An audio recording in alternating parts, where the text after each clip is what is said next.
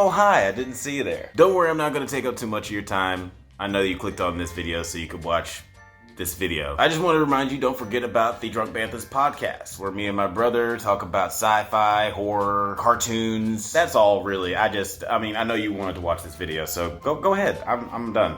Pretend I'm not here.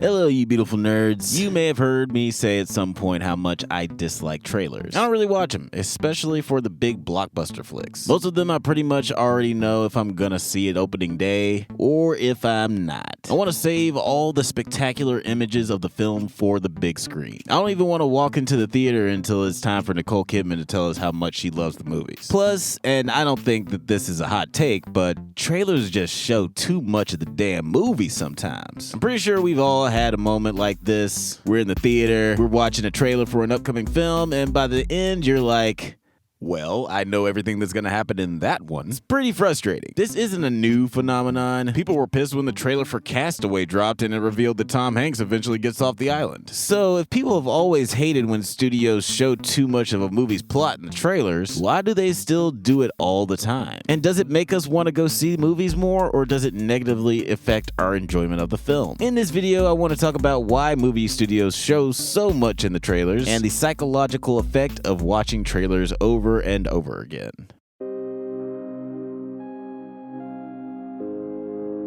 So what is a trailer? I hear no one asking. Well, it's basically a commercial for a movie. Trailers are widely available online after their initial release, but typically you'll see a trailer for a movie in theaters before a film of a similar genre. Like if you go see a comic book movie, you'll probably see some comic book movie or action movie trailers. These super commercials have 2 to 3 minutes to convince you to spend your sweet, sweet money on a new cinematic experience. Now, some films are already pretty marketable on face value. Avengers Endgame famously didn't really even have a trailer, partially because they didn't want to spoil any of the plot, but also because they knew that they didn't need to convince anyone to go see it. After Infinity War, it was a foregone conclusion that most of America was gonna go see that movie. But I get that Endgame is an outlier, and even the most popular upcoming blockbuster pales in comparison to the hype for that movie. And I also understand that trailers are meant to entice you into going to see a movie. Knowing who is involved is all I really need. When The Social Network was coming out, I didn't need to see a trailer. I was like, David Fincher, Aaron Sorkin, Trent Reznor, and Atticus Ross, thank you for the information. Take all of my money, please. But for those people who aren't total freaks like me, and the first time they hear about a movie is when they see the trailer in the theaters, they do need some sort of sample size of the tone and quality of a film. Mega horror producer Jason Blum said in an interview in 2020 that the trailer really isn't for those people that are tuned in. It's for people who are kind of thinking they may or may not go to the movies. But every once in a while, you see a trailer that's not so much an appetizer as it is a one course shy of a full meal. Just because that sentence is symmetrical doesn't make it not nonsense. I'm trying to say that it's too much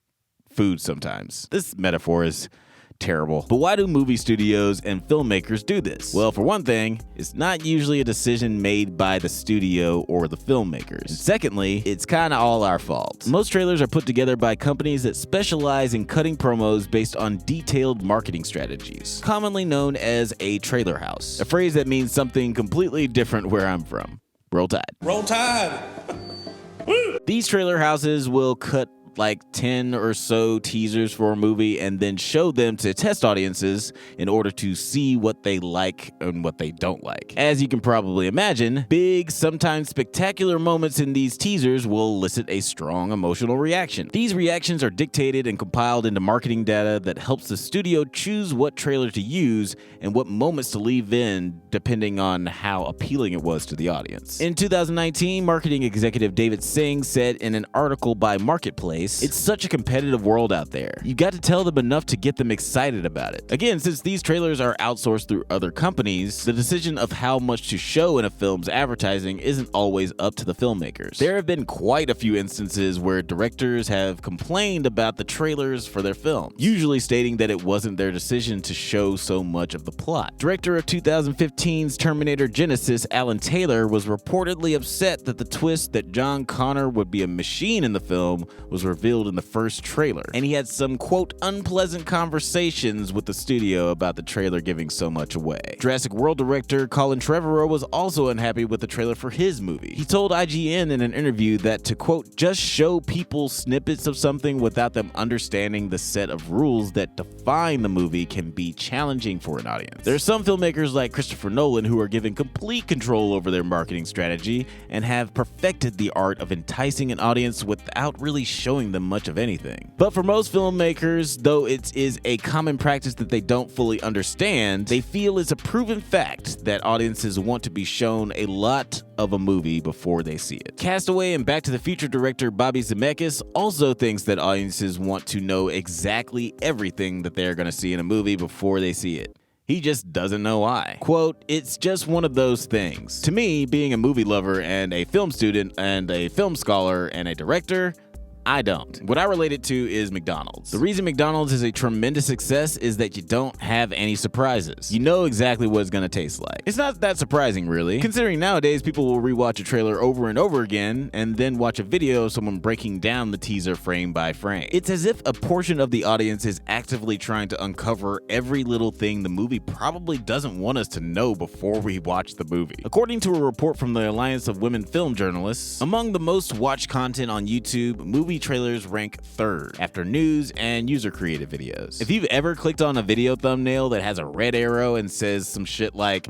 things you missed, or Easter eggs, you're a part of the problem. Nah, I'm just kidding, you're alright. Weird thing is though, how well a trailer is received might have very little to do with how well a movie does at the box office. A study conducted by Frontiers in Neuroinformatics showed that there isn't a direct correlation between how much someone enjoys a trailer and how well the film performs when it's finally released. So how much do trailers truly affect a movie's success? It's tough to say. I guess it's like the old Hollywood saying, nobody knows nothing. I personally only like to watch trailers after I see a movie for the first time as sort of a dessert to keep this very bad food metaphor going. For IMDb dorks like myself, trailers can be redundant, like hearing a commercial for a restaurant that you're already on your way to. Again, with the food, am I hungry or something? Do I need... Hold on, I'm gonna go get something to eat.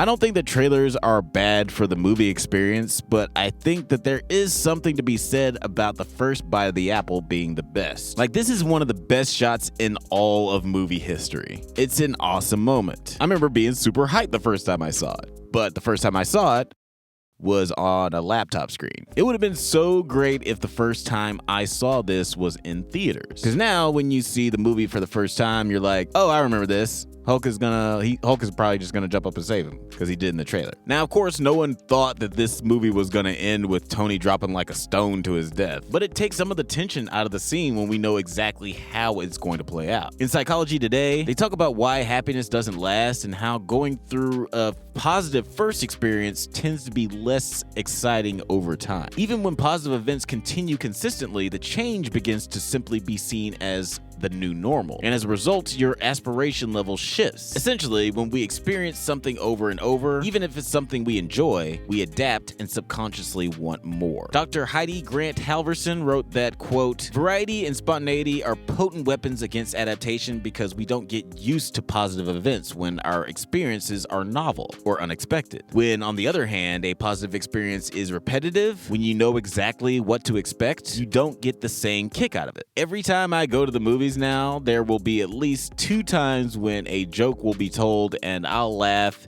and then I'll realize I'm the only one in the theater laughing. But then I'll go home and I'll watch the trailer for the movie and then I'll realize that that's like the prominent joke of the trailer. These people aren't laughing because they already laughed at that joke when they watched the trailer 18 times 4 months ago. Like, this is a legitimately pretty good joke. All right, take me down. This is absurdly high. It's not what we discussed. It got some big laughs in the theaters when the trailer dropped. But when the actual movie came out, crickets. Marvel has had a few instances where they'll show a clip of a scene that isn't in the movie at all. Like they'll try to fake people out. Y'all, like, you remember that Infinity War trailer? But I don't think that that's better. In that scenario, the studio isn't so much keeping the key elements of the plot from the moviegoers, rather they're misdirecting them to the point where they just spend the whole movie expecting something to happen that never does. And audiences really don't like that shit. And actually, Marvel probably won't even be able to do that anymore. Recently, a federal judge ruled that a movie studio can be sued for false advertising if they release a deceptive trailer. This happened after 2 fans of the actress Ana de Armas filed a lawsuit in 2023 because they went to see a film called Yesterday expecting the girl to be in it. A reasonable assumption since she was in the trailer, but she was cut out of the final film entirely. I'm not sure why they cut her out of the movie, but I would have been pissed too if I sat through that whole dog shit movie and I didn't even have Ana de Armas' face to make me feel better about the whole situation. Anyway, this kind of set a precedent, so it may be the end of trailers that are intentionally meant to mislead. In a perfect world, well,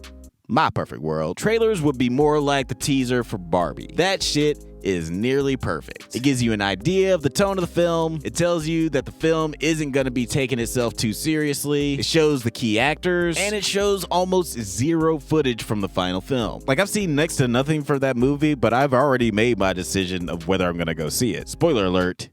Yeah, I'm gonna see it opening night. Constructing a trailer is hard. Trying to convince people to see your movie while not giving the whole damn thing away is a tightrope to walk. You want to tell audiences that they're in for something wonderful, but how do you convince them of that if you don't show them what it is? I do feel like there is something special about seeing a movie knowing absolutely nothing about it. Some of my favorite viewing experiences were when I walked into a movie completely blind. I'm still not gonna watch trailers, but I get that they are a necessary evil. Well, evil is a bit much. That makes them sound more nefarious than they really are. Trailers aren't gonna murder your family or kidnap your girlfriend or anything. But they are a necessary thing that some people genuinely need to make an informed decision about what movie to see. And whether they show too much or not, it seems like studios are just giving us what we ask for. But with all that being said, movie trailers still suck shit. Alright, that's it for this video. Thanks for watching. Don't forget to like, subscribe, and click that little notification bell thing. And don't forget to check out the Drunk Banthas podcast. We're lining up some awesome guests for you guys, so keep an eye out for some lovely new nerdy faces. But until next time, stay safe, my little trailer house boys, and may the force be with you.